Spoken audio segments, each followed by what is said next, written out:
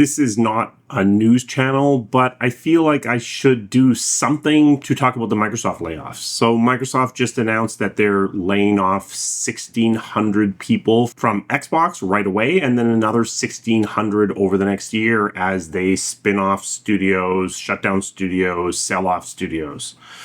That's a lot. That's 3,200 total people. That's about 20% of the people that Microsoft has working on games in totality. This is going to do pretty big damage to AAA. I'm left feeling kind of sad about the entire scenario because it makes sense what's happened. You can certainly figure out the logic of it, but you can also understand how we got into this scenario. So what happened at least from my perspective? Microsoft decided a while ago that their strategy was going to be get as many people onto Xbox Live as possible. Focus on that. Focus on building up a content library. So they went on a buying spree and they bought up a bunch of studios. And at first, most of those studios were actually small and niche and art house studios, companies known for doing interesting and well-liked games, but games that didn't sell very well. Those are the kinds of games that you really want to support a subscription service. You want a very broad library where there's always something to try, always something there that you think you might want to try someday, even if you never actually do. And these studios were bought for that reason. They were bought to be artistic. They were bought to make games that were ultimately designed to kind of sit on a streaming service and not necessarily sell super well. Those studios then grew a lot. Double Fine has more than doubled in size, I think, since it was acquired. I think they were told to do that. I think they were told to experiment, to make the games they wanted to make, because the point at the time was to make things that would attract people into the subscription service. But ultimately, that strategy didn't work the way that Microsoft wanted it to. They wanted 100 million people on Xbox Live, 100 million people paying money every month to stay on Xbox Live. And that didn't happen. I think the number is around 30 million. So now Xbox has changed leadership. And the new leadership, I am almost certain, was brought in with the express goal to improve Xbox's profitability. So what's now happening? Well, first of all, you take your big games like COD and you pull them off the subscription service. It wasn't getting to the numbers that you wanted. You believe, probably correctly, that Xbox Live is dilutive to your total number of sales of a game like Call of Duty. So you pull it off of there, which actually makes Xbox Live significantly less attractive. You're not abandoning Xbox Live, but you've also been told you gotta make more money. You gotta bring the margins up. So now you look around at all of these studios, all of these well-loved studios that make games that are liked, games that are well-reviewed, but that don't sell super well, and you think, well, there's a lot of money going into these studios, and they weren't purchased with an eye towards them making high-selling games. So maybe we need to think about shrinking down there. The reality is that in games, in a lot of things, the sales curve is this very exponential drop-off. So the top few games sell many times more than the next 10 games. And so the reality is, if you're trying to maximize your profits, you want games in those top 10, not games in the top 50 of sales. You want games that are in the top 10 of sales. And the problem is what has happened in AAA is that budgets have gone up massively across the board. So what's happened is that a lot of games at the bottom of AAA, at the top of AA, have priced themselves out of existence to some degree. Microsoft is looking at games like Kiln, games like South of Midnight, and thinking this was very expensive. These are well-reviewed games. These are well-liked games, but they're just not selling enough to justify their budget. And something to remember, which is stupid and I hate too, is that it isn't just about being profitable, it's about being enough profitable so that you are not dilutive to the overall profitability of the entire company, that entire company being Microsoft, not Xbox. So a game that more than pays back its development costs, but doesn't reach the, I'm assuming, 30 to 40% margins that Microsoft likely wants, is still undesirable within your organization. Now, if that's where we're at, that might be a good thing for these studios going forward. If they're profitable but just not profitable enough, then if they're spun off, there's a reasonable chance that they may be able to survive on their own. So what happened? From my perspective, what happened was these studios were purchased to support a strategy that's been abandoned. They were told to grow. They were told to do what they wanted. They did. They got complacent because they trusted the organization that had purchased them to allow them to do what they said they had purchased them for in the first place. And then reality changed. The organization decided that it was now going to refocus on profitability in a more traditional game-driven way, as opposed to this fuzzier content is king kind of way.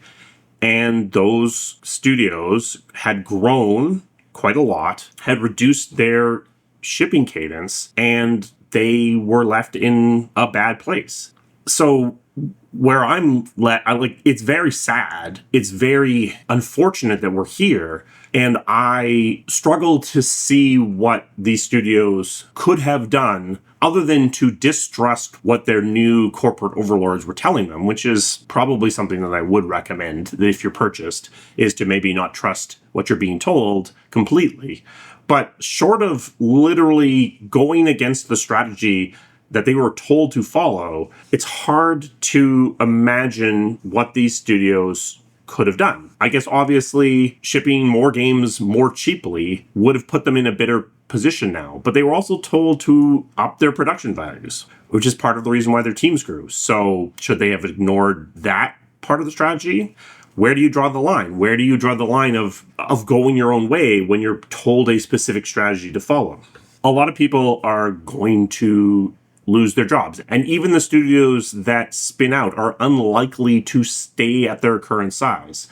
In order to survive independently, they're going to have to shed a lot of people. So even if a studio leaves Microsoft as a studio intact, they're still going to have massive layoffs out the other side. There's a lot of carnage being announced today, but that 1,600 more is going to hit other studios. I think Obsidian has escaped this for now, but I do think they have a target on their head as well. They are similarly fitting into that size of game that Microsoft doesn't really want at the moment. This is fewer, bigger, better, which I have been on the other side of at EA, where the organization is focusing on profitability and they're realizing that their best-selling game is selling 3 or 4 times their next best-selling game.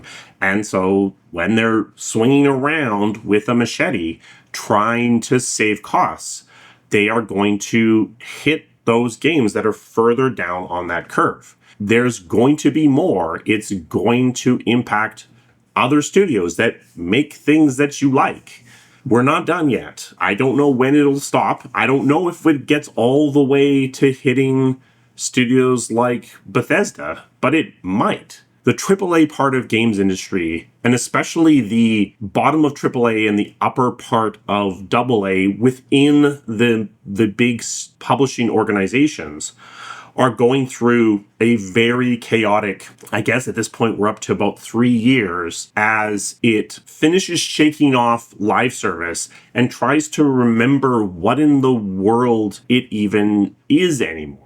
I think we are seeing in media a move back to smaller things being more successful and the very top maybe being a little bit less successful. We saw this with movies. The biggest movies aren't doing quite as well as they were a year or two ago, but a lot of other movies are are rising up and fighting into that middle space. So hopefully that's something that is real and I'm not just imagining this. And what we'll potentially see is the return of mid-budget AAA, the return of moderately successful AA, and we can see a flattening of this very steep curve.